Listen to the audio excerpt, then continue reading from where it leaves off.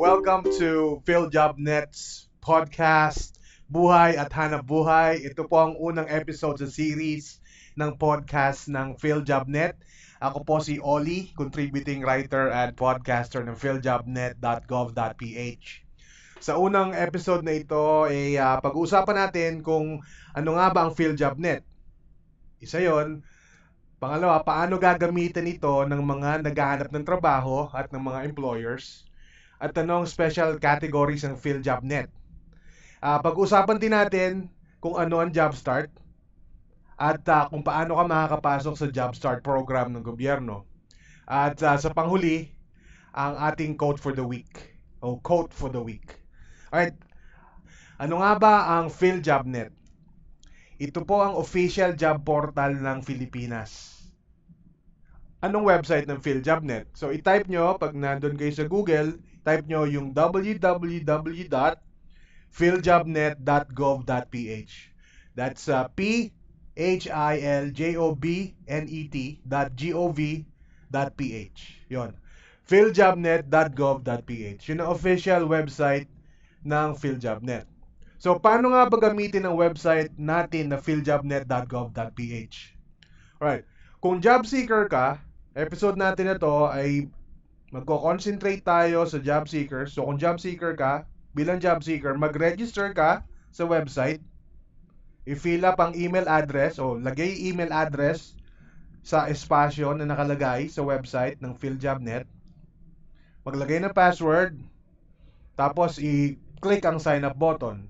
Now, gumamit ka ng email na lagi mong ginagamit kasi kailangan mong i-access ang verification code. So, for example, gumamit ka ng email na hindi na pwedeng gamitin o hindi mo na ginagamit, hindi mo ma-verify. So, kailangan mong i-verify. Kailangan maayos ng email ang gagamitin sa website. So, pag nakuha mo ang activation email, kailangan mo itong i-click. Pag nag-scroll down ka dun sa website, makikita mo merong special categories. Nakalagay doon, special categories of PhilJobNet. Unang-una mo makikita ay internship jobs, temp jobs or temporary jobs, online or home-based jobs, may government jobs din doon, overseas jobs, at yung jobs for.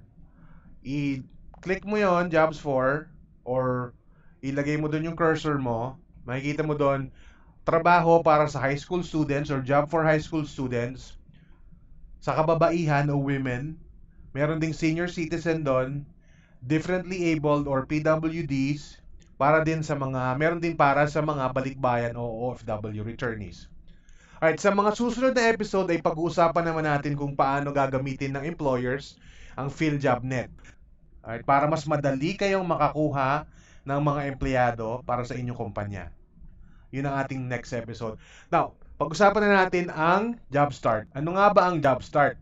Isa itong government initiative na nagbibigay ng pagkakataon para sa mga kabataan na walang hanap buhay para makapag-train o mag-OJT sa mga kumpanyang nakikipagtulungan sa pamahalaan. Ngayon, paano po makapasok sa JobStart? Ito yung mga requirements or at least ito yung mga dapat na katangian na meron ng isang papasok dito. Dapat at least high school graduate siya. Dapat din na 18 to 24 years old, babae man o lalaki, hindi nagtatrabaho sa kasalukuyan at hindi higit sa 1 taon ang kanyang work experience. Ngayon, para sa karagdagang impormasyon, ito po ang numero at ang email ng JobStart. Ang landline number nila ay 02-527-2543 at ang kanilang email address ay jobstartph@yahoo.com. Again, that's jobstartph@yahoo.com. At ang ating huling bahagi ngayon ay ang quote for the week. Sino nga ba si Warren Buffett? Alright, si Warren Buffett daw, isang Amerikano, investor, isa siyang pilantropo, at considered siya na isa sa pinaka-successful na investor sa buong mundo. Ang kanyang quote ay ito, it takes 20 years to build a reputation and 5 minutes to ruin it.